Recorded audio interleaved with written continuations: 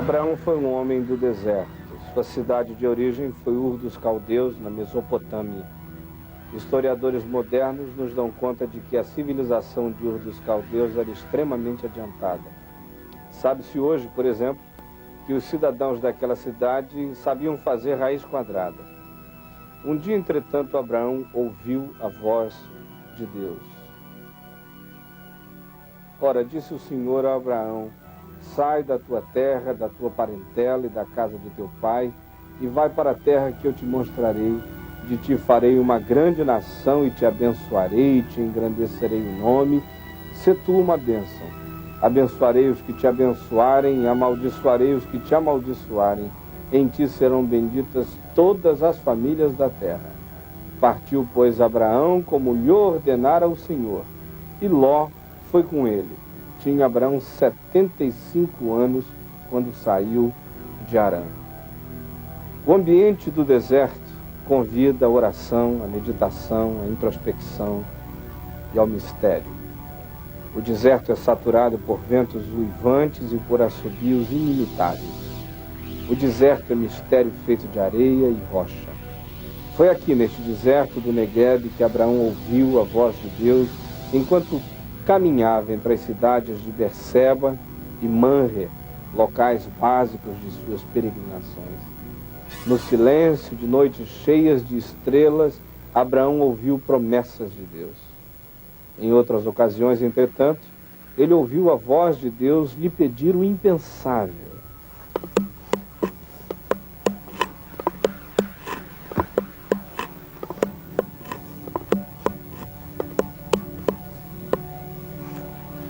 Abraão foi um homem do deserto, acostumado a viver em tendas extremamente rústicas, a ter o seu fogo dentro da tenda e a experimentar a solidão profunda do deserto. Os camelos podem ser vistos daqui, as palmeiras, e foi dentro de tendas como esta aqui que Abraão teve algumas das experiências mais fortes da vida dele. Foi dentro de uma tenda como esta que um dia ele recebeu a visita de anjos que anunciavam a ele que alguma coisa extraordinária, tremenda iria acontecer na sua vida.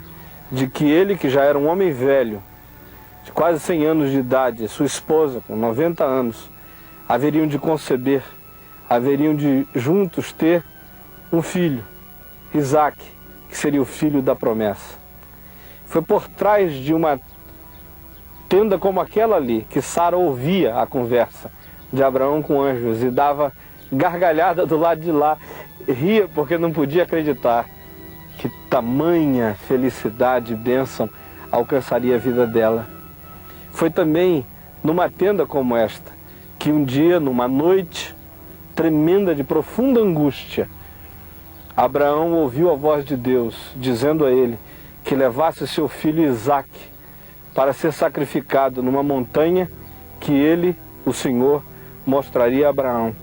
E Abraão, depois de lutar consigo mesmo numa angústia profunda toda uma noite, no dia seguinte, bem cedo, apanha consigo o fogo, apanha consigo a lenha e leva consigo o seu filho Isaac. No caminho, o garoto dizia: papai, eis aqui a lenha, eis aqui o fogo, ali está o cutelo, onde está, porém, o sacrifício para o holocausto? E Abraão dizia: meu filho, no monte do Senhor se proverá. Quando eles chegaram na montanha, Abraão não hesitou em amarrar seu filho, colocar sobre ele a lenha, iniciar atando fogo no sacrifício, levantar o cutelo para imolar o garoto. Quando uma voz se ouviu do céu dizendo: Abraão, Abraão, não faças nenhum dano ao menino, porque agora sei que tu temes a Deus, porquanto tu não me negaste o teu único filho. E Abraão achou ali, próximo do lugar, entre os arbustos, um cordeiro preso entre os arbustos. Ele apanhou o cordeiro e o ofereceu em sacrifício no lugar de seu filho Isaac. Nas muitas noites de esperança e agonia de Abraão no deserto, sua esposa Sara foi fundamental. Eu, enquanto gravo este material para o Paripense, também tive a participação de minha esposa Alda, que entra em cena agora e brinca comigo e Edivaldo a respeito da nossa gravação. Só que esse Abraão aqui só pode ter uma esposa. Não tem H na vida dele? Não tem H nenhuma, só tem a Sara.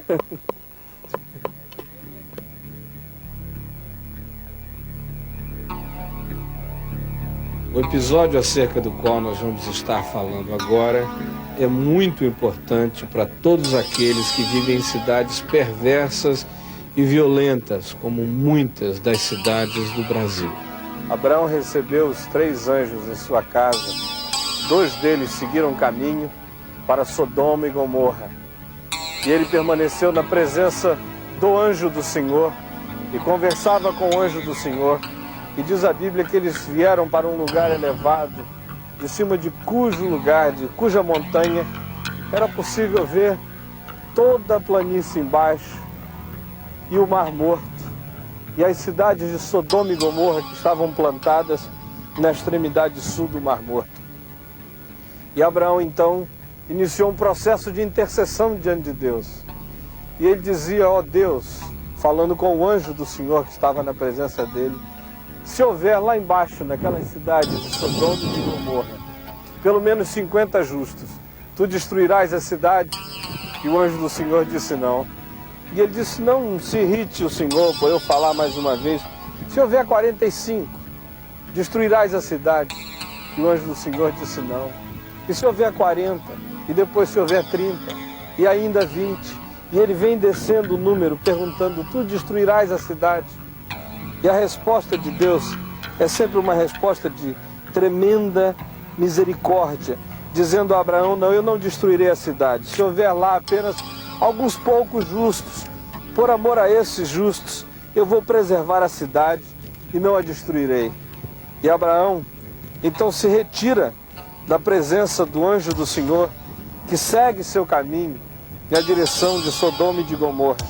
Ao anoitecer, os anjos entram em Sodoma e Gomorra, os homens de Sodoma os veem, os acham bonitos, tentam sodomizá-los, e a Bíblia diz que eles urgem com o sobrinho de Abraão, Ló, e sua família para que saiam do lugar, porque o lugar será destruído. E eles então cegam os homens de Sodoma e de Gomorra. Ló e sua família saem. A ordem é: quando vocês estiverem saindo, não olhem para trás. Não olhem para trás. E no caminho, a mulher de Ló olha para trás e é transformada numa estátua de sal. O fato é tremendo, é trágico. Diz a Bíblia que no dia seguinte, Abraão olhou de cima da campina, de cima da colina para a campina embaixo. E o que ele vê lá embaixo é fumaça de Sodoma e de Gomorra subindo. Sodoma e Gomorra se tornaram símbolos do juízo de Deus sobre cidades perversas, sobre cidades profundamente pervertidas nos seus hábitos, sobre cidades desumanizadas, sobre cidades violentas. Sodoma e Gomorra se tornaram um símbolo caótico daquilo que Deus pode fazer com uma sociedade alienada dele, uma sociedade alienada de si mesmo e do próximo, uma sociedade que trata os seres humanos como objeto. No caso de Sodoma e Gomorra, todos eram objeto de prazer sexual e a cidade perdera todo referencial de justiça, de virtude, de beleza, de santidade. Sodoma e Gomorra entraram para a história como símbolos daquilo que Deus pode fazer repetidamente na história, trazendo juízo sobre sociedades e civilizações. Abraão, portanto, de alguma forma, lança e projeta luz para a humanidade, tentando lembrar a todas as sociedades humanas de que a vida é para ser vivida na presença de Deus, com santidade, porque Deus é santo. Um dos símbolos vivos daquela destruição é esta planta, a maçã de Sodoma. Quando o seu fruto é aberto, ele tem cheiro de carne podre.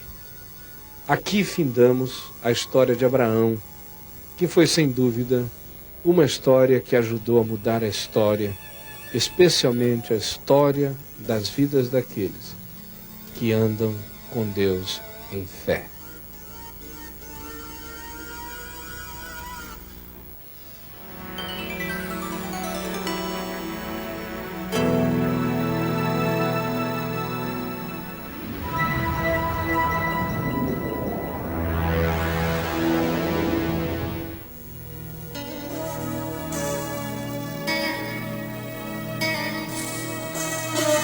Aqui em Jericó, começa mais uma história que mudou a história de Josué. E eu gostaria que você seguisse conosco. Obviamente você não vai poder me acompanhar neste camelo, mas nós vamos estar pensando um pouco, meditando e tentando entender mais uma dessas fantásticas histórias que mudaram a história. Até já!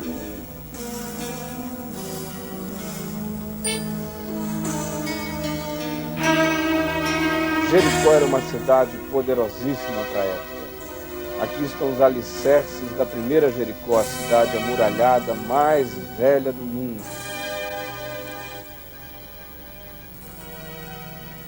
A Jericó dos dias de Josué também estava aqui. Você pode ver essas muralhas que ilustram e mostram perfeitamente como era a Jericó dos dias de Josué. Você lembra a história de Josué, de como Moisés o convocou para entrar na terra de Canaã e ali plantar a base da civilização do povo de Israel? Deus disse a Josué que mandasse Israel rodear a cidade de Jericó por 7 dias, que ela cairia. E eles a rodearam em silêncio por 7 dias, rodando, marchando, orando em silêncio. Era uma caminhada absolutamente louca, se você pensar o que ele estava fazendo com as categorias da lógica. No último dia, eles rodearam a cidade 7 vezes, e depois de assim a rodearem, eles gritaram e tocaram as suas trombetas com toda a força. E você sabe o que aconteceu? Os muros da cidade vieram abaixo, e eles a invadiram e a tomaram. Um dos acontecimentos mais interessantes quando da destruição de Jericó foi o salvamento da prostituta Raabe, uma mulher da cidade que tinha dado de alguma forma abrigo aos espias hebreus que tinham vindo verificar o tamanho das fortificações de Jericó. Ela pressentiu que alguma coisa iria acontecer, obteve a informação deles a respeito da destruição da cidade e os fez fazer uma promessa que ser humano algum poderia realmente cumprir, porque ela pediu a eles que quando da destruição da cidade ela fosse poupada. Eles disseram: olha, você pendure uma linha escarlate pela porta da janela da sua casa que estava edificada sobre a muralha. E ela fez isso. E o que é extraordinário é que as muralhas vieram abaixo e a casa de Raabe permaneceu intacta. Quando tudo realmente estava caindo,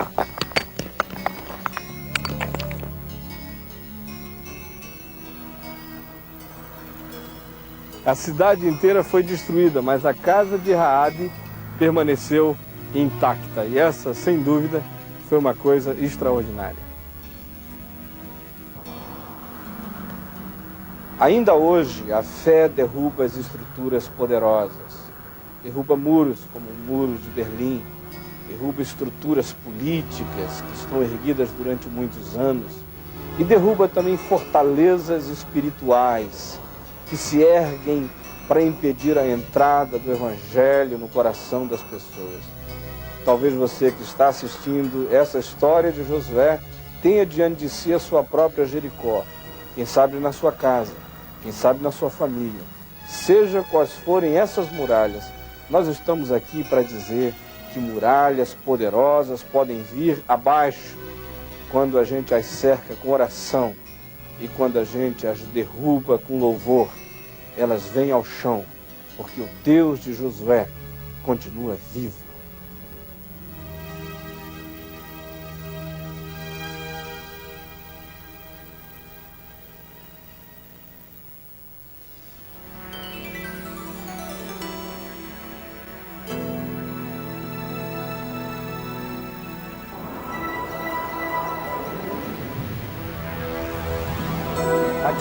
começa mais uma história que mudou a história de Gideão. E é sobre Gideão que nós vamos estar conversando com você daqui em diante.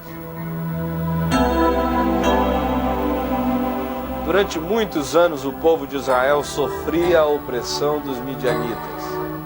Eles vinham da terra de Midian e chegavam e invadiam Israel para saquear e para roubar o trigo que os judeus tinham plantado e ceifado durante todo o ano.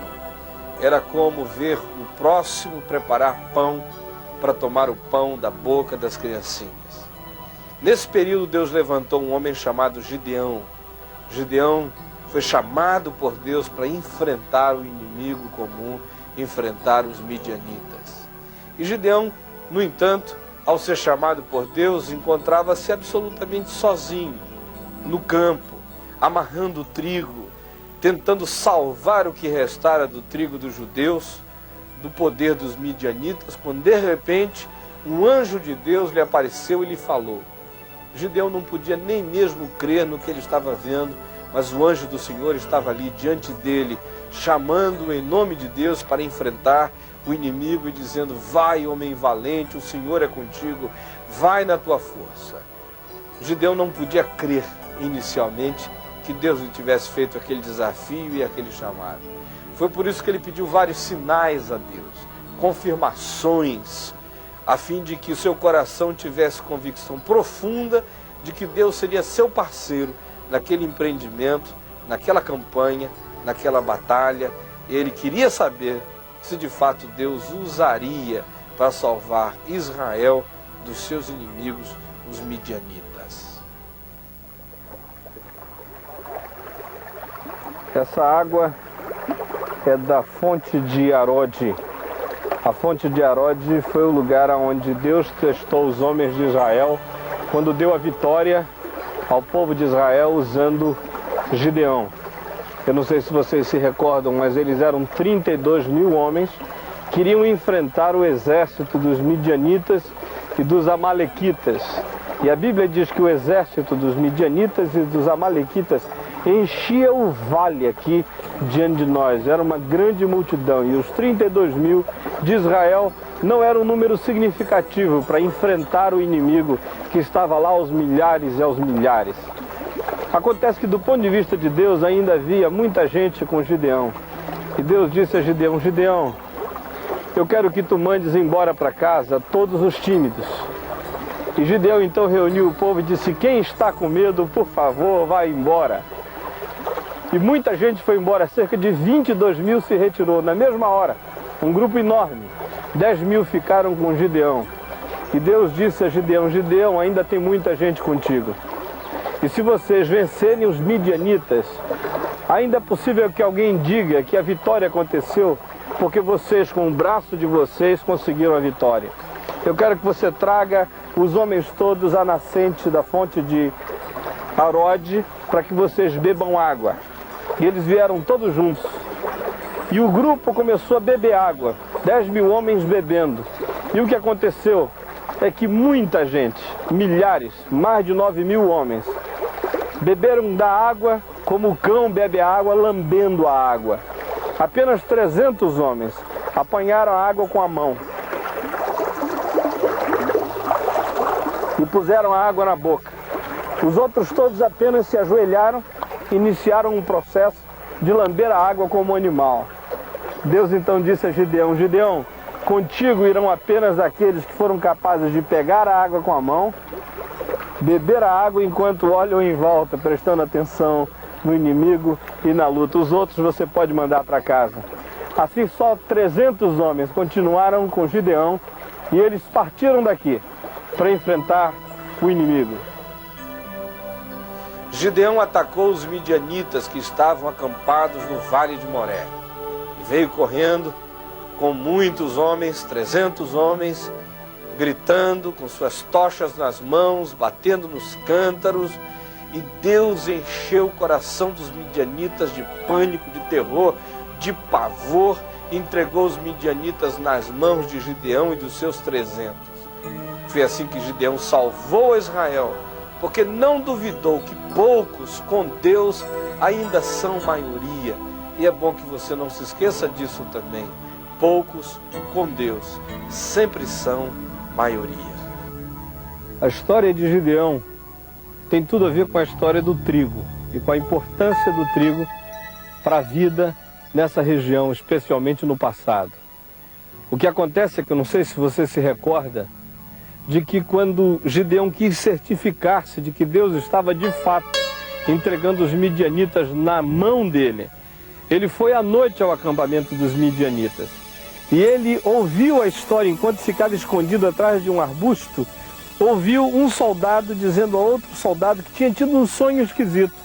E neste sonho ele diz: eu vi um pão de cevada que estava rodando o tempo todo.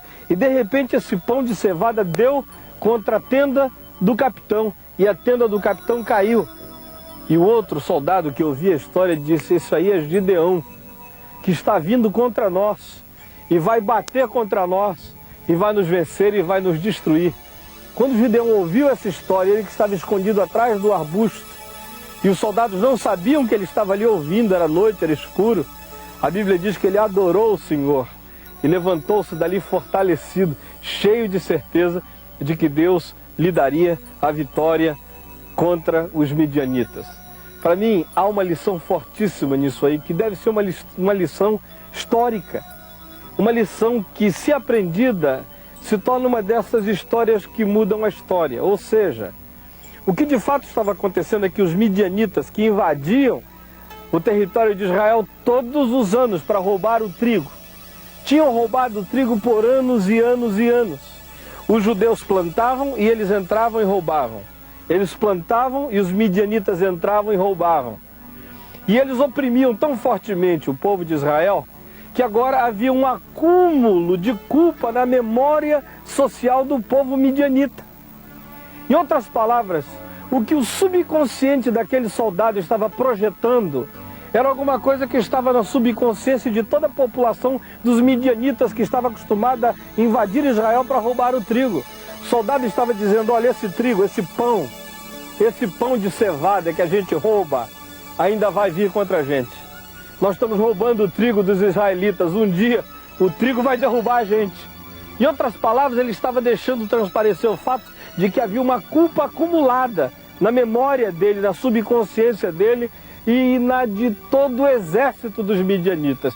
Eis a razão pela qual, quando Gideão chegou gritando, e os 300 valentes de Gideão gritavam com ele pelo Senhor Deus e por Gideão, batendo em latas e fazendo barulho, todo o exército dos midianitas correu. Sabe por que eles correram? Porque havia uma culpa dentro deles muito grande e muito forte. Eu queria que você se lembrasse disso. Todas as nossas ações como povo, ações de maldade, de perversidade, de injustiça, ficam acumuladas na nossa memória social. E elas mesmas se encarregam de nos destruir, de nos esfacelar, de nos arrebentar. Ninguém rouba o pão dos outros para sempre, sem que um dia o pão que nós roubamos não venha bater contra a nossa vida e nos destruir. Isso ninguém tenha dúvida a respeito. Essa deve ser uma história para nos ajudar a mudar a nossa história.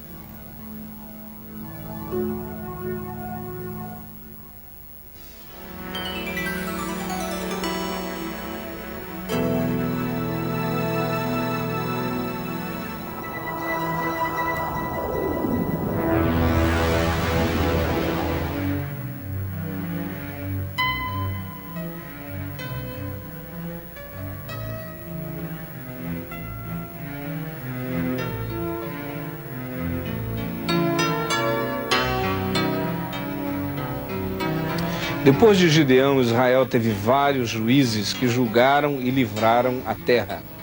O povo de Israel, no entanto, não tinha um rei. Eles pediram a Deus um rei e Deus lhes permitiu ter um rei. Foi assim que Saul reinou sobre Israel, mas Saul não foi um bom rei e Israel se envolveu com problemas imensos durante o seu reinado. Nos seus dias, Israel era oprimido pelos filisteus, povo forte que migrara das ilhas mediterrâneas e que habitava o litoral sul do país. Foi nesse período que Davi apareceu nos campos, cuidando de ovelhas e tocando instrumentos musicais. Ele era apenas um adolescente. A quietude desse lugar é impressionante e é inspirador você pensar que ele tem tudo a ver com a história de um dos personagens mais inquietantes, mais inspiradores de toda a Bíblia, que é o rei Davi. Só que naquele tempo o rei Davi não era o rei Davi, era um garoto Davi, era um menino Davi, de 18 para 19 anos de idade, que num lugar como este cuidava das suas ovelhas.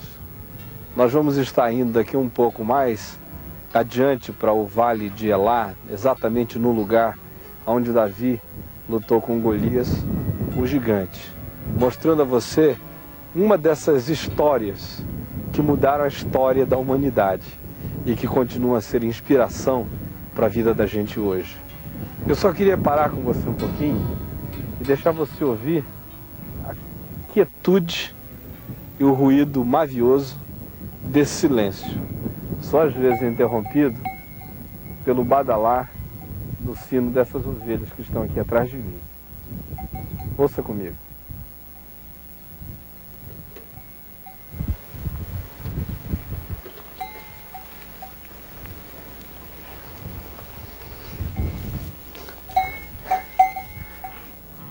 Golias era um gigante filisteu que media mais de 3 metros de altura. Ele desafiava os soldados de Israel para lutarem com ele, mas ninguém tinha coragem de enfrentar aquele monstro enorme. Um dia Davi o ouviu desafiar os soldados de Israel, não pôde ouvir tamanho desagravo contra o nome de Deus e ficar quieto. Justamente por isso ele aceitou o desafio de enfrentar o gigante. O contraste era imenso. Era como esta formiguinha que nós encontramos no Vale de Elá, tentando carregar este pedaço de galho. Apesar de tudo, Davi foi. Davi chegou a um ribeiro, como um ribeiro semelhante a este, nesta região, e apanhou, de acordo com a Bíblia, 5 pedras. Ele apanhou as pedrinhas, elas eram pedras lisas do ribeiro, colocou todas elas no seu alforje, e com essas pedras é que ele parte para enfrentar o gigante.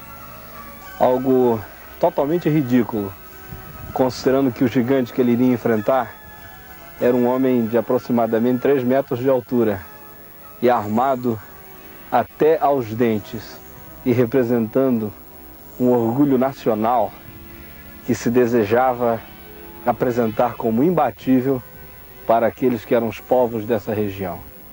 Mas Davi foi lá. É o que a gente vai fazer agora, nós vamos lá também.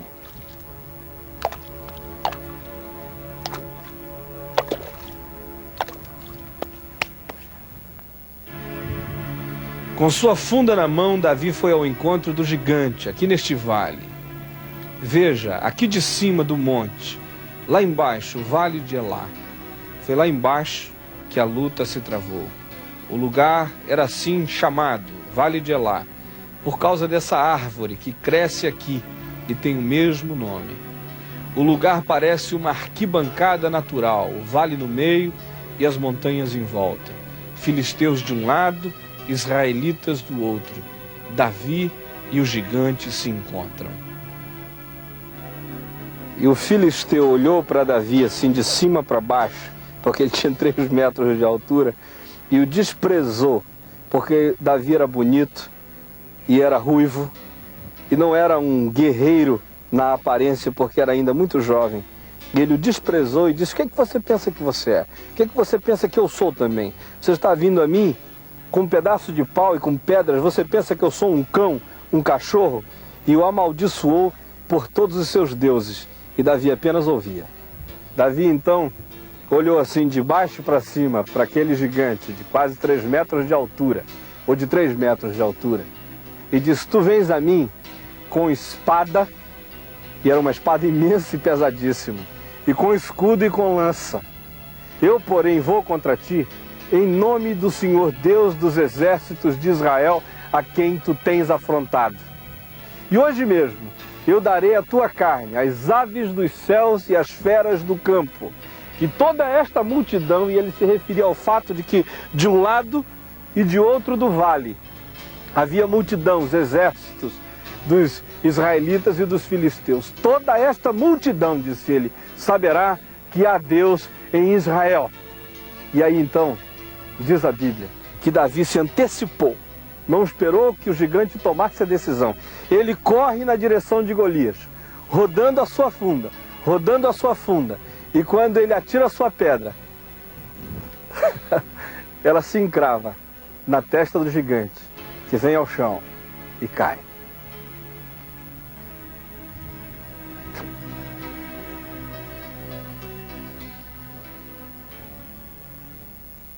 Essa foi mais uma das histórias que ajudam a mudar a história. A história de Davi, que naqueles dias era apenas um pastor de ovelhas, um garoto simples do campo, mas que por causa da sua bravura, da sua coragem, da sua fé, da sua visão dilatada da vida, da sua intrepidez, entrou para a história, ajudando a mudar o curso das coisas.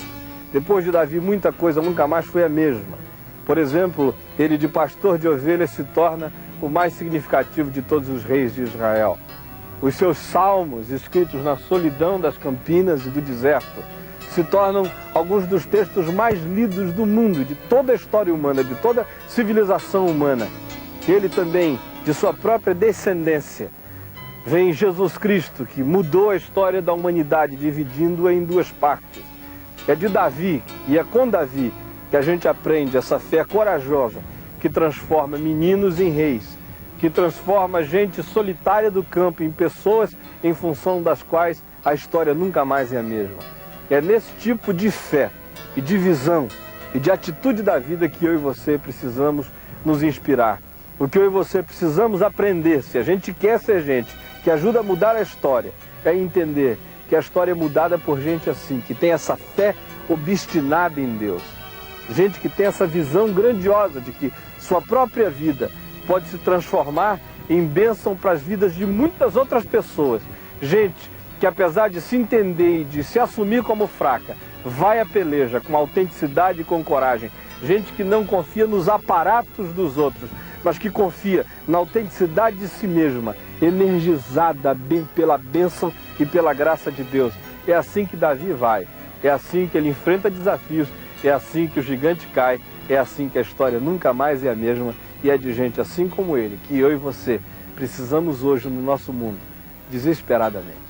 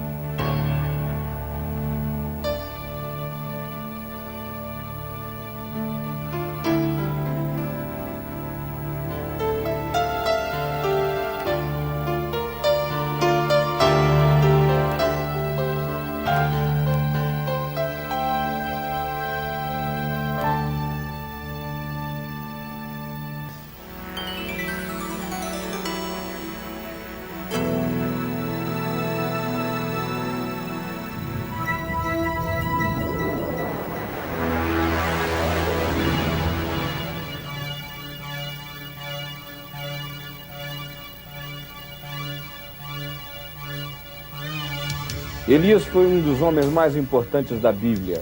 Ele nasceu nas montanhas de Gileade. Naquele tempo, boa parte da vida política de Israel se desenvolvia na região do Vale de Jezreel, conforme essas imagens mostram a você. Nós estamos em Megido e temos atrás de nós um dos vales mais interessantes, mais bonitos de toda a terra de Israel. No passado, algumas das batalhas mais importantes de toda essa região foram travadas aqui. Por aqui também passava a Via Maris, um dos caminhos comerciais mais importantes da antiguidade. Nos dias do profeta Elias, boa parte da vida do reino norte de Israel se desenvolveu nesta área, nesta região. Há muita história que mudou a história nesse vale do Megido.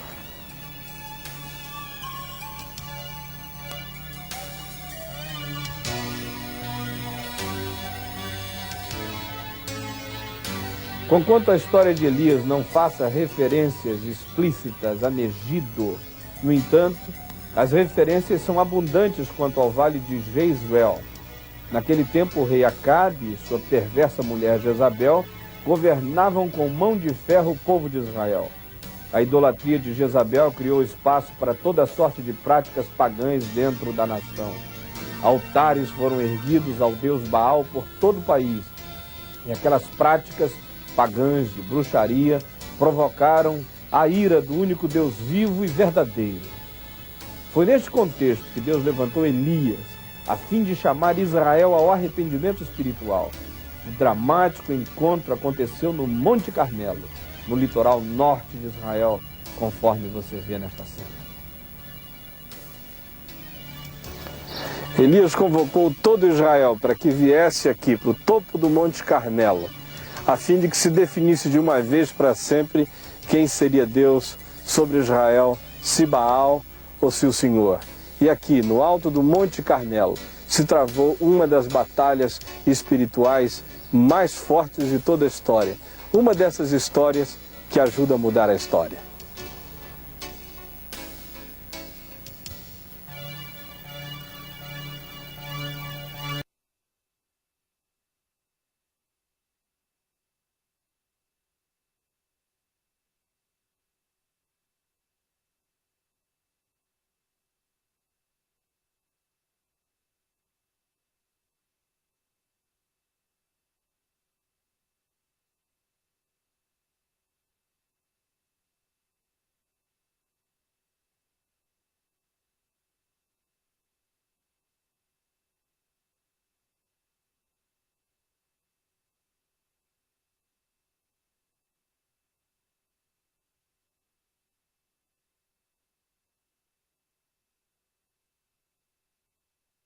Que Elias orou ao Senhor e fogo caiu do céu sobre o Monte Carmelo, a Bíblia diz que ele veio aqui para baixo, para o ribeiro do Quizon.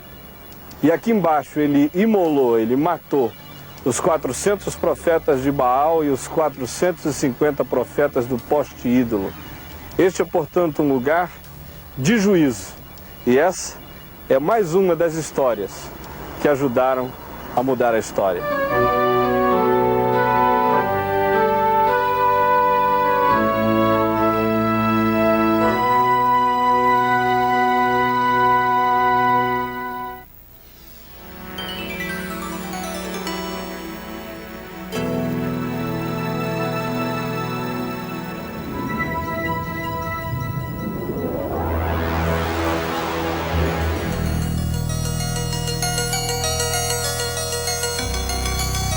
Eliseu foi um dos mais fantásticos profetas de Israel.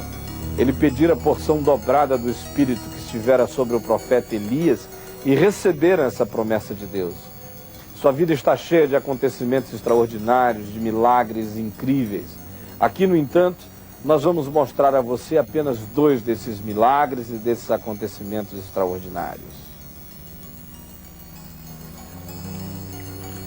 Um dos primeiros acontecimentos importantes e milagrosos na vida de Eliseu, depois que Elias foi arrebatado de diante dele e depois que porção dobrada do Espírito de Deus foi a ele dada, foi algo que aconteceu aqui na fonte de Jericó. Ele veio a este lugar e as pessoas, os habitantes da cidade, especialmente os discípulos dos profetas, disseram a Eliseu: vê que a cidade é bem construída e o local é ótimo, é excelente, mas a fonte de água, o manancial da água, não é bom. E o Eliseu então pediu a eles que trouxessem um prato com sal. E ele veio ao manancial das águas e disse assim: diz o Senhor Deus de Israel, tornai saudáveis as águas amargas. E jogou sal no manancial das águas. E diz a Bíblia que daquele dia em diante, nunca mais as águas de Jericó se tornaram amargas, foram águas boas para serem bebidas para sempre. Milagres foram acontecimentos comuns na vida de Eliseu. Por suas mãos, Deus ressuscitou mortos, derrotou exércitos, alimentou famintos e trouxe juízo aos iníquos e injustos daqueles dias. Entretanto, um dos acontecimentos bastante marcados pela geografia de Israel e que tem a ver com Eliseu é a purificação do general sírio Naamã nas águas do Rio Jordão. Vamos ver essa história.